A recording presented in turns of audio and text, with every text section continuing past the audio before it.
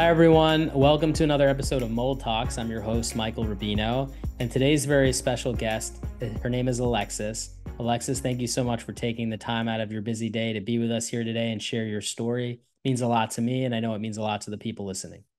Yeah, thanks for having me. Always happy to talk about this. I think it's a conversation that needs to be happening in more circles. Yeah, I wouldn't disagree with you there. As a matter of fact, I think we need to really talk about this a lot more. I mean, there's so many things that we know today about the effects of mold that can have on us, the effects of bacteria and water damage, etc. But there are so many unknowns, still many things that we have to correlate and really put pieces of the puzzle together. And we won't do that unless we're more aware of the profound effects that it has on us. So thank you for being a part of that and helping me share this today. So just give me the basics. When did you first discover that mold could have been a problem for you? Yeah, so looking back, I realized I had significant exposures all my life, but my symptoms didn't start till 2018. Started with some vision stuff, a lot of numbness and tingling. I was getting lost driving familiar places. I couldn't speak. I would go to say something and I couldn't get the thoughts from my brain to my mouth. I woke up one day and couldn't move my left leg. I mean, literally thought I was having a stroke, went into the ER. And of course, the healthcare experience was not good. It was just, you're making this up. This isn't real. Here, I thought I was having a stroke. Um, just some really, really crazy symptoms, and went through this whole Western medical workup for 6 months and really didn't get anywhere. And it wasn't until I had gotten tested for Lyme and tested positive for that and was treating for that, but I was getting so much sicker on these protocols that were supposed to make me well. And I was going to my physician saying, something isn't right. Like, I know I'm not supposed to feel good, but this is like, I feel like I'm going to die. I'm really, really sick.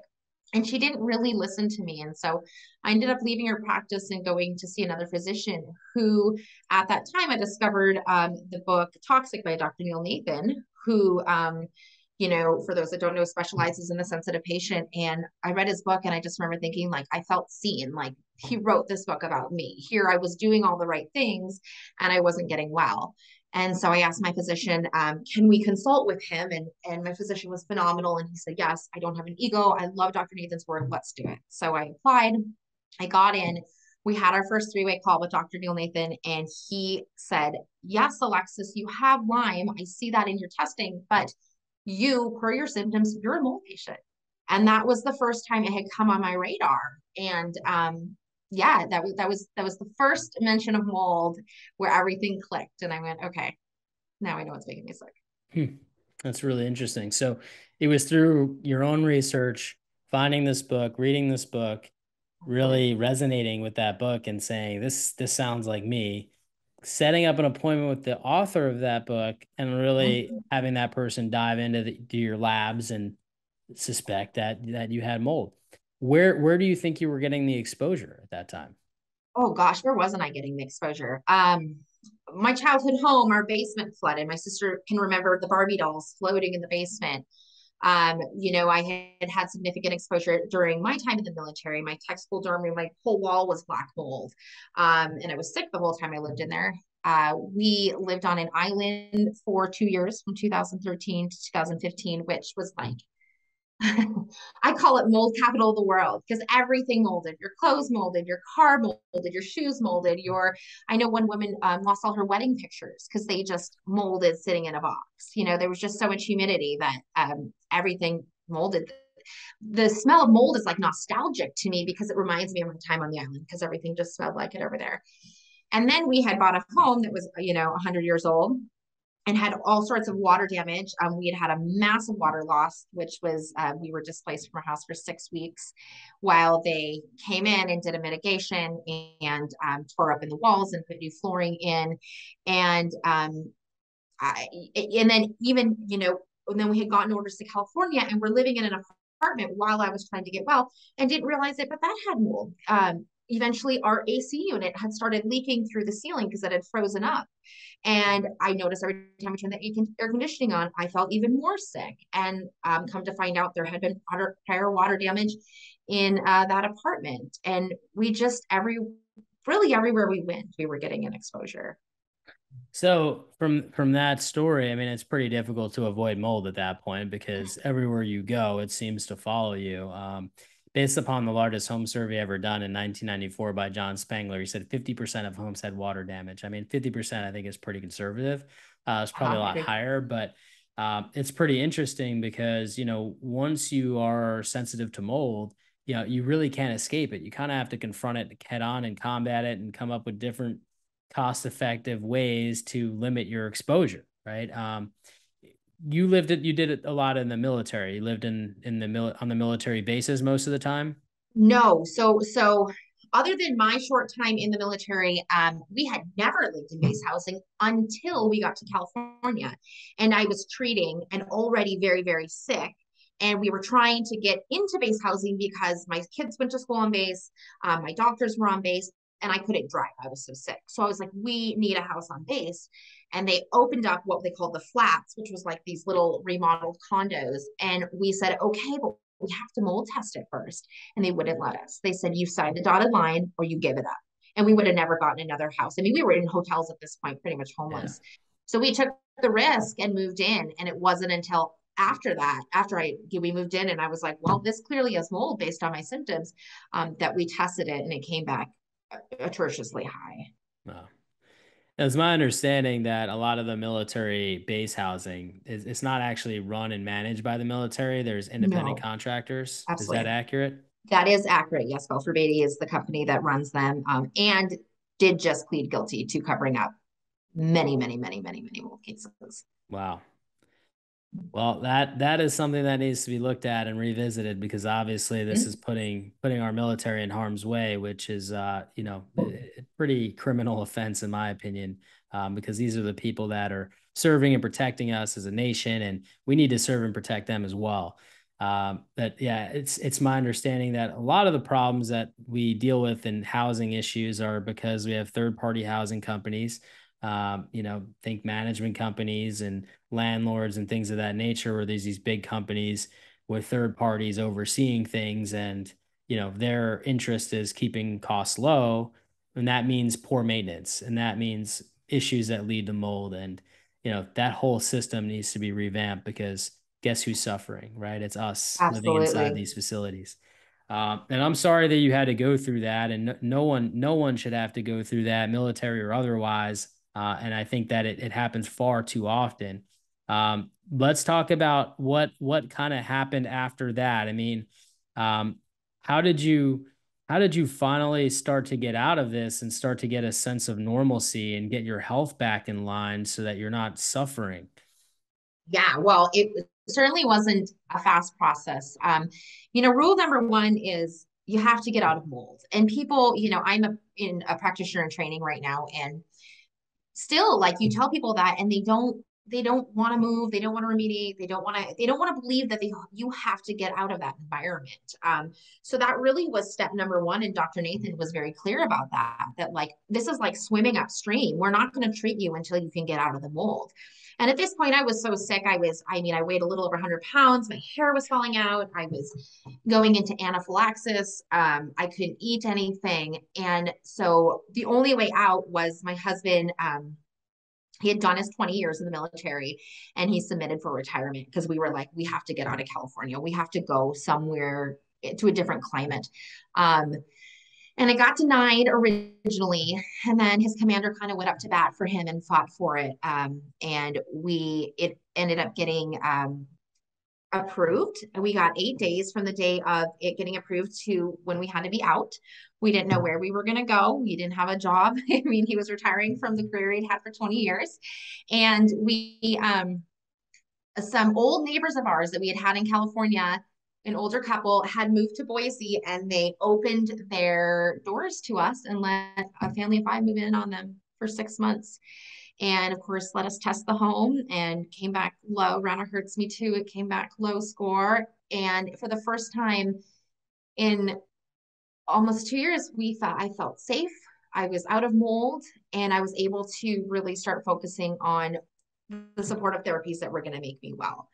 It did involve a tremendous amount of limbic retraining because at that point, like I had become so hyper vigilant to mold. You know, my brain was trying to protect me, but I had become so sensitive that like I was like a bloodhound. I mean, my daughter could open chapstick from 4 rooms over with the doors closed, and I would have a severe reaction. Like my blood pressure would drop, my face would welt up, my hands would welt up, so I was just so overly sensitized to it that I had to really, this was just the expertise of Dr. Nathan. He just kept saying, like, you're not even ready for treatment. You have to do limbic training and calm your stress system for a very long time before we're going to be able to introduce any of these other things. And so once we got into that safe environment, that's what I did. I did limbic training for 2 years. And it wasn't even until this year that I was able to start the protocols, binder regimens and stuff to really get me well.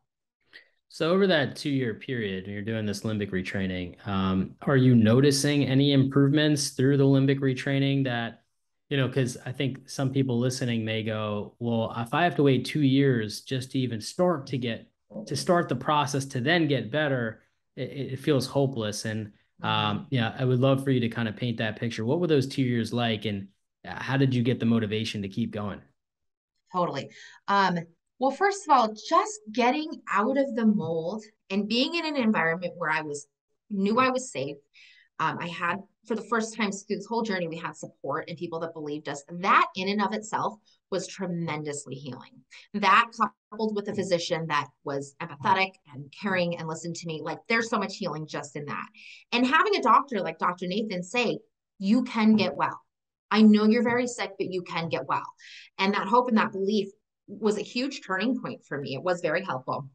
And I saw, yes, it's one of those things where you don't notice the tremendous impact and the power of it until you look back. And so even though progress felt slow, I was getting, oh, I was tremendously better, I would say within 3 months of being out of Wow. mold, reducing the stress, just supporting my body, clean food, clean air, clean water, things like that. Yes. And then I just continued to progress. Now Dr. Neil Nathan said to me at one point, he said, Alexis, you're one of the most sensitive patients I've ever worked with.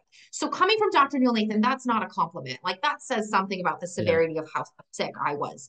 But yes, I mean, I saw improvements. And because I saw the improvements, I kept going. I knew that, what was the alternative to quit?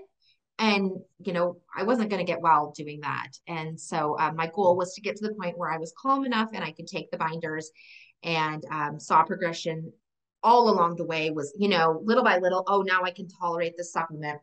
Now I can tolerate 7 foods instead of 4. Now I can walk into a building and not have massive reactions to smells.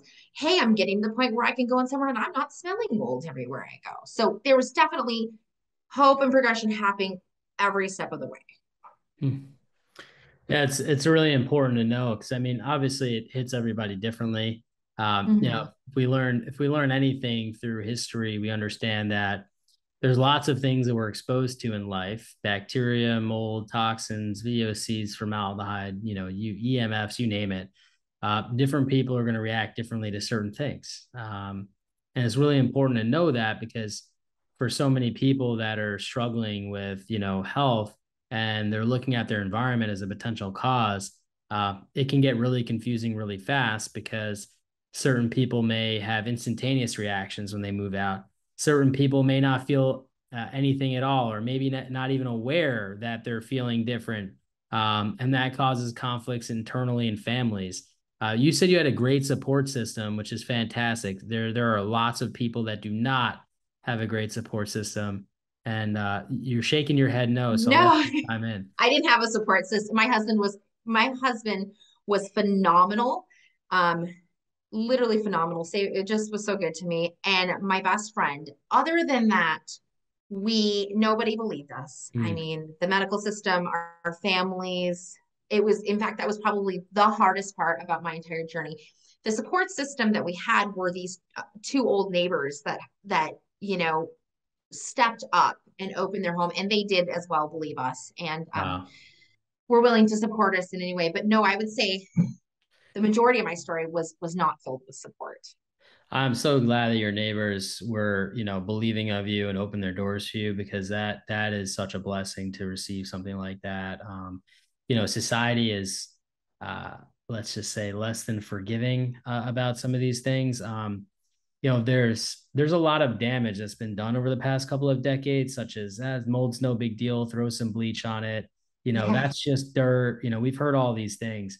And we now have to fight to work backwards and say, nope, Hmm. those are wrong. And actually, it is a problem. And there's 285 studies ongoing that have been published that support the fact that mold and bacteria and water damaged buildings can create a profound effect on our health. Matter of fact, I just read a BBC article. 1 in 6 cases of cancer are caused by poor air quality. 1 in 6 cases of I absolutely believe it. unbelievable, right? Like, Yeah. where does this start and stop? We're hearing cancer. We're hearing respiratory disease. We're seeing brain fog, chronic fatigue, right? It shows up differently in different folks. Yep. And I think that's why it's so important, and so important to know about these things, and not in a way where we're scared, right? Like, I'm Hmm. imagining that Yeah. there was probably a point in time where you were scared, right? Because there's this big mystery and what do I do? Yeah. But once you kind of understand a bit about mold and how it really opportunistically invades our homes and spaces, um, we can kind of prevent more prevention, more things we can do. Right now, we're very reactive to the Hmm. situation, Hmm. mainly because we walk into these situations unknowingly. We walk into a home just like you did. You walked into places, you hoped that they were clean. You didn't have the opportunity to test it and verify, and now you're living in there. And if we know better on that front, we can prevent ourselves from getting into these situations. And if we know that once we're in situations, we can do our best to prevent and maintain the space so that we don't get impacted by it. These are the things that we need to do. So it's just a shifting of the mindset a bit, which I think that you probably have gone through. For Hmm. folks that are listening that maybe haven't shifted their mindset yet, can you kind of walk us through that shift for you and how that happened, where you went from fear to full on taking control of the situation? Yeah, absolutely. Fear was absolutely exacerbating my illness. So here was all these strange symptoms. I didn't know what it was. I didn't know if I was dying or what it was. But once it had a name and an understanding, that took away a piece of the fear. And right there is like there's some healing right in that. And then with the limbic retraining is basically you're retraining your limbic system to say, okay, like yes, large amounts of mold are unhealthy, but everybody's exposed to it everywhere and small amounts are normal. And I had to get to a point where I could like train my body and my brain to know that. And as the fear dissipated, the symptoms also dissipated a lot. There was just a lot of healing that happened to the point now where the home that I got sick in was recently, we are back in Montana now, but we live in a different town, and that house came back up for sale. And we were back visiting and we went and took a walk through the house. And I don't have any reactions to anything now. I don't walk into a building and react to it anymore because of the work that's been done and put into it, because of the retraining of the limbic system and the supporting of the body, and knowing that like there are some people that get into situations where they're like I can't live in this world because it's toxic and I'm never everything's always going to make me sick, but you can get to a position where you can, even though this world is exponentially more toxic than it was 50 years ago, if we take care of our bodies and we train our brains and bodies to know that we're safe, we can live you know in this environment. I have a theory, which Mm-hmm. as you were talking, just brings up an interesting point, and would love for you to explore this theory with me. But our brains and our bodies are interconnected. We know that, right? Yeah. And Yes. where we experience pain and emotions, obviously, are different parts of the brain. However, they're very real, right? We Mm-hmm. know when we're upset. And, we know when we feel pain, it is there. So there's a mental phenomenon that occurs that coincides with how we're feeling, pain, etc. And when you pinch yourself, right, you feel pressure, you feel some sort of pain. Um, but here's what's interesting, and here's why I think this makes a lot of sense, and what I think is happening more mentally. That it's going to be very difficult to prove. That's why it's a theory. Um, if I were to pinch you Mm-hmm. now, the first time I pinch you, you would feel this pain. Completely, this is your first time experiencing this pain versus the amount of pressure I put on your skin as I pinch you, right? But if I go to pinch you again, you're going to flinch and you're going to re-experience that pain before I actually even pinch you. Yep. So it's a reactionary response, right? Mm-hmm. My theory is that when we get sick from mold, the sensitivity is the reactionary response that our body's telling us you're in a dangerous environment that got you sick and we don't want to get sick again. So therefore, I am alerting you to the fact that you're in a dangerous environment. Yes. And that's the limbic loop, right?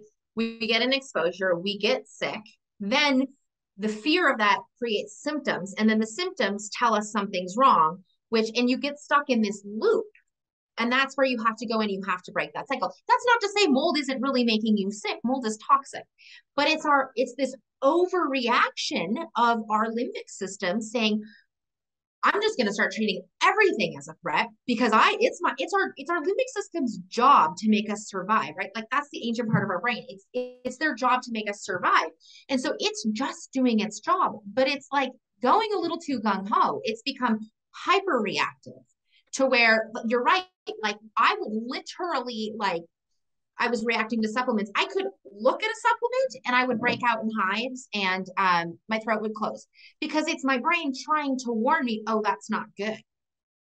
So Well, think about it's it that. like this too, right? So you have a traumatic the response in the body, right? So, Mm-hmm. you get a cut. What happens? Your mast cells or your white blood cells, they Right. rush to that area, right?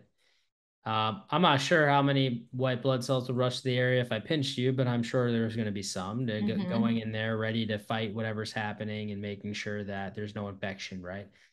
But couldn't the brain trigger a similar response? If the brain thinks that the body is in harm, Mm-hmm. is going to trigger some sort of response, and your cells are going to respond to that response.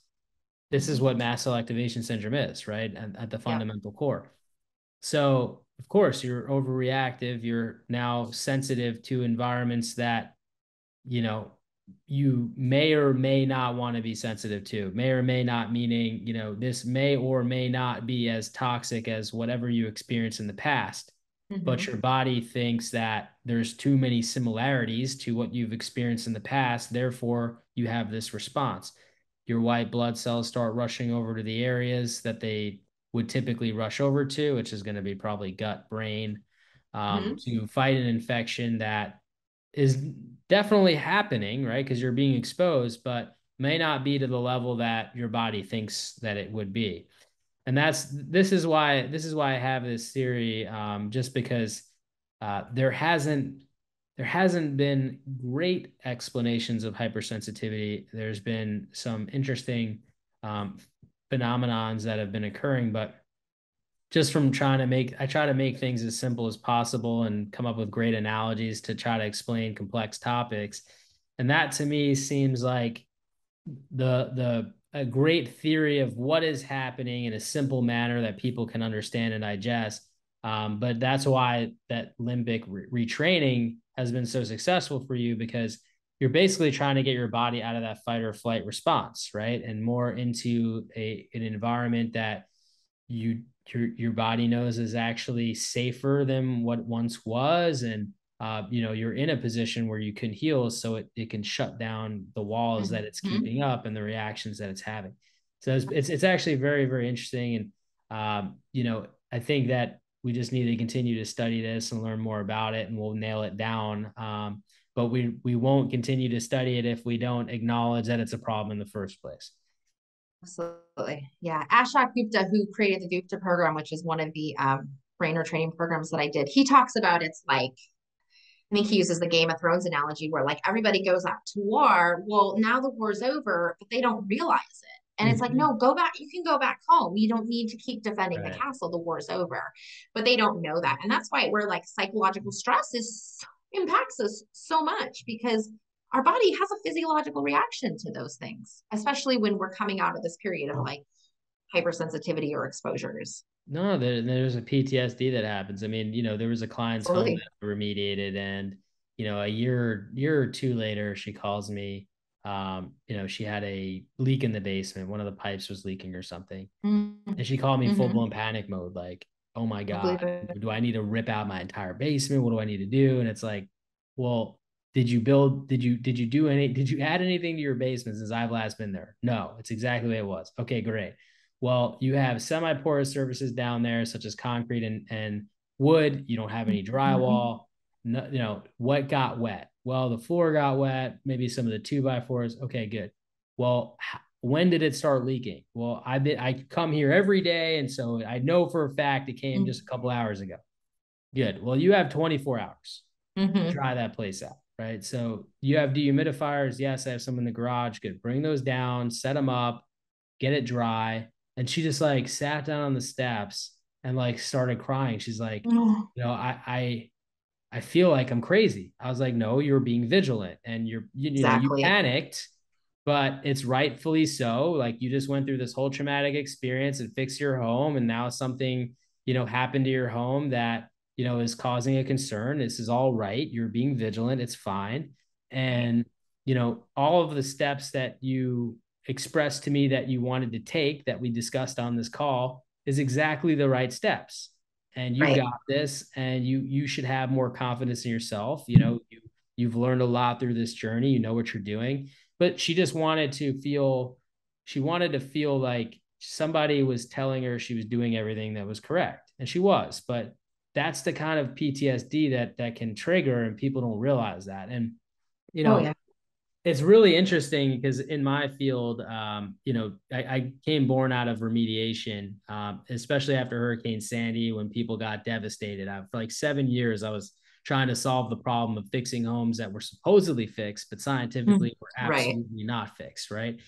And from that, it's you're dealing with people that don't really understand microbiology, that are tasked with microbiological contamination cleanup inside of people's homes, and it has done so much damage, right? Because people No. think that it's just not this big a deal, and so it makes other people feel crazy for trying to protect Absolutely. themselves, you know. Oh, absolutely. Yeah, I have not met, it's really interesting. The mold community, we all find each other. And I talk to people on Instagram daily who are going through this and find my hashtags or whatever, want to have conversations about this. And it's the same story. Tremendous amount of fear. They know what they're saying is there's truth to it. Nobody believes them. They don't have the alibis. And then that fear gets out of control and it just cascades from there. But yeah, I think that's why the education is so important because people that haven't been through it don't understand the implications of what mold can do. My dad said to me, my dad's the most loving person in the world, but he said to me the other day, honey, you worry too much about mold. And I was just like, you have no idea what it took from us. And so Yeah. it's getting the information out there, hopefully proactively before people get to the point where they're getting as sick as I was from it. And it's unfortunate that most people don't believe it until they're personally affected. There are some people that have called me and said, I'm not sick right now, but my neighbor was sick, or my friend was sick, or I had this family member that was sick, and I don't want to get sick. What's the likelihood of me getting sick? It's like, well, I can't tell you that. I mean, there's so many factors and variables in this, such as how much mold do you have and how much mold can your body tolerate, right? But the reality of the situation is, we should be proactive. We should care Mm-hmm. about water inside our homes. We should care about mold and bacteria inside of our homes. I mean, it makes sense. Mm-hmm. So why don't we care about it? Well, because there's a food pyramid. There's not an air quality pyramid, right? Right.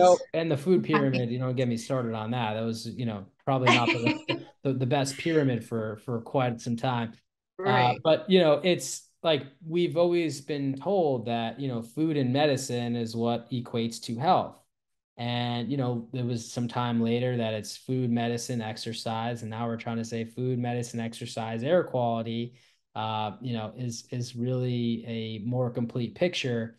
But I don't know. I mean, even though we take 20,000 breaths per day, we consume more air than anything else on the planet. Sometimes people still have that trouble triggering and making that statement true for them. COVID, I think, has helped in Yeah. that respect of Yep. people for the first time realize that, holy crap, there's a microorganism that is smaller than what I can see that can really make people sick. Um, I think that it has changed. I know helped is the wrong word because obviously it was created a devastating impact, but it changed the mindsets of folks who, for the first time, could start to understand that concept, right? And Yeah. I think that's really important because we have to actually expand on that going forward, right? Because we have viruses, we have bacteria, we have mold. These are microorganisms that are in our ecosystem. We cannot do anything about that, right? But if a new Right. virus comes out that's deadly or that can make us severely sick, you know, it's interesting that we go all in on let's do everything we can to protect one another, right? Why aren't we going all in on another Right. microbe like mold? And That's a great point. That's a great question. because we need Yeah. to. We need to go all, just like we all wore masks for each other and we all did everything we could to keep a distance from each other. We shut down, the world for 2 years to save one another and to help as many people as we could. We don't have nearly that much sense of urgency on mold, and mold is, really a big problem. I mean, Mhm. we start tying in all the different diseases and Oh. cancers and things that it causes, illnesses, jobs lost, lives lost, aspergillosis, respiratory disease and infection that leads to death. I mean, you start taking all these numbers up, it's going to be devastating. The problem is that our eye is not even looking in that direction. Mm-hmm. Absolutely. I agree. And I feel like it's so much easier to be proactive in your home than wait till there's an issue and then try to backpedal and get on top of it. We bought a house a year ago, and I mean it was the market was hot and it was so hard to buy a house at that time. And my realtor knew from day one. I said, we have to test our home for mold. Like this is going to be a really big piece of the puzzle. We aren't going to, we're going to be picky in a market where people don't have that luxury to be picky. And did that when we bought this house. And now we just are very, very proactive. We run dehumidifiers, we run air purifiers, we test periodically, we stay on top of our house dust. We don't wear shoes in the house. You'd be surprised how many people have a hernia taking their shoes off at your front door. You think you ask them to take their pants off or something, but it's like, don't track that garbage in my house. So much Simple bacteria and things you bad can stuff. do. Yeah. Yeah. I Yeah. know such some, easy things. Just be vigilant of it. And I just think it's easier just to stay on top of it than have to go backwards. You know what it is? It is. And what I think people don't realize, like a lot of people say remediation and testing, it's all really expensive, and there's no disagreement there. It Mhm. is. But also that the problem with the whole thing of it is if we don't know about it and then we buy a house at the top of the market and then have no money left over to deal with something like that, it's catastrophic. But Absolutely. what if we knew going into it? Wouldn't that change things? So, for example, I too am buying a house right now. Hopefully closing next week. Fingers crossed, because it's been the running joke. Yeah. Trying to close for like 3 weeks now. But Oh, yeah. I spent thousands of dollars testing the home, right? Why would I do that? Because I had to know before I took possession of that home, am I going to have to deal with something that is going to be really costly for me to Mm-hmm. deal with? Mm-hmm. Um, I mean, I got a really good deal on the house because I knew that there were certain problems going into it. I pointed it out to the seller, like, look, you have new stucco that needs to be done. All your windows and Mm-hmm. doors are at the end of their life cycle, need to be replaced. The roof's at the end of its life cycle, needs to be replaced. That's like literally the whole house that we have to reconstruct from the outside in. There are several leaks in areas that are going to need to be addressed, plus whatever the heck we come up with in testing. This is just the obvious stuff. And Mm-hmm. so I was able to say, look, you can take my deal, which is going to be less than what you're listing the house for, or you can get full price offers all day. It's this market, right? I totally understand and I appreciate and respect you as anybody would to try to get the best that they can, right? Yeah. However, if you take my deal, I'll buy it as is. If you take someone else's deal, I guarantee you this house is back on the market in 60 days when someone does an inspection, because all of these things are at the end of the life cycle. And I can see if they haven't leaked already, they're going to very soon. And, with that being said, he thought about it. He countered. I denied his counter because it just was not going to make financial sense for the amount of money that Mm-hmm. fixed the place up. And he ended up taking the offer because I think he thought about it and said, there are a lot of things. And he's like, you sure as is, right?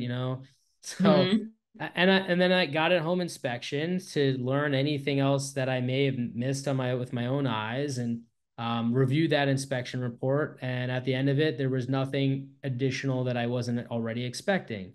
So I got really lucky, but I counted for it, right? Right. And, it took me 2 years to find a place, especially with this crazy market, because Yep. most people wanted top dollar and it was falling apart, right? Mm-hmm. And so Mm-hmm. finally I Oh, I found a know. reasonable person. But had I not done that, and had I just jumped at the opportunity and spent at the height of the market and had no money to fix the place up and didn't budget for it, I would be screwed.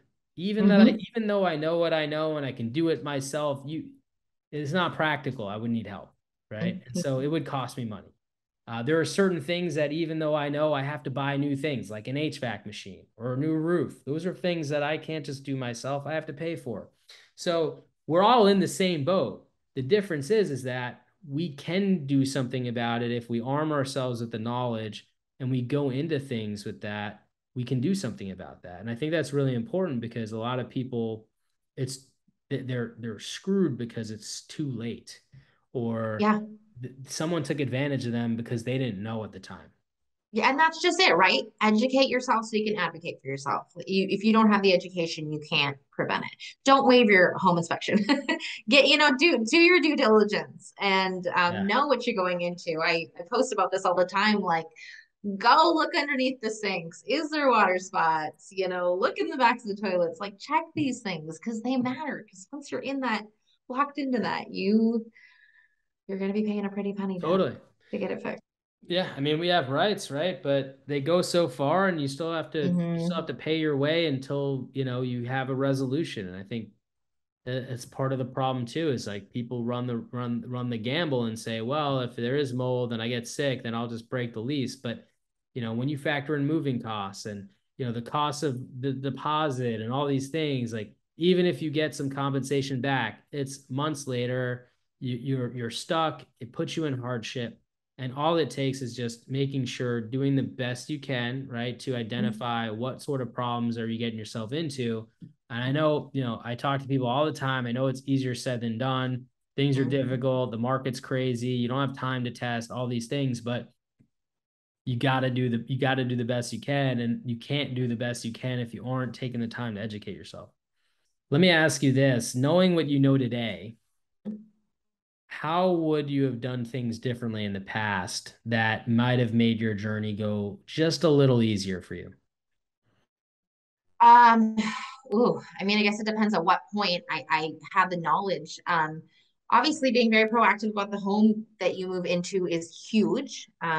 Just not having the exposures. But I think the biggest thing was the amount of fear that was added into everything because it just exacerbated everything. And so knowing like if you do get into a situation where you have exposure or even where you're sick, like you can get well, you can get to a safe space, like you know, things can get better, and just not letting it get to a point where, I mean, people are taking their lives over this stuff, because of the Yeah. lack of hope and how sick they are and how afraid they are of it. And yeah, I think just now, when we have situations, we had a little water backup in our basement, and it was very much a situation of like, this sucks, but I'm going to handle this calmly because I know what to do.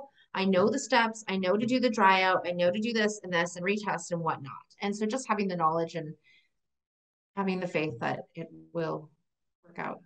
It can work out and you can get well and not having to be terrified. Yeah, no, it's really important and very great words of encouragement. Thank you. Um, this is a kind of a similar question, but a little Mhm. different. what is, if you could only give one piece of advice to somebody that, might be struggling right now or might have been in a similar situation as you once were in, what would that piece of advice be? Listen to yourself, listen to your body. Don't let people tell you you're crazy. You live in your body and nobody else knows, you know your body better than anybody else. And if it's telling you something, even if the whole world is telling you like these are not real things, it's okay to advocate for yourself. And it's okay to take the steps to get well or get to a safe space. And yeah, just don't doubt yourself. Awesome.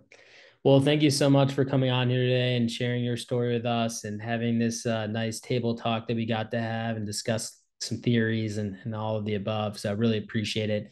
If somebody wants to connect with you and maybe ask you a question or something like that, where can people find you? Yeah, so I'm in the process. I'm in school right now, putting together a business. My website is not up yet, but once it is, it will be ATP Functional Health, which stands for All Things Possible, because that's my mission and my message is that it is possible to heal. If somebody as sick as me can get well, then I believe everybody can. And so ATPfunctionalhealth.com or ATPfunctionalhealth@gmail.com. Perfect.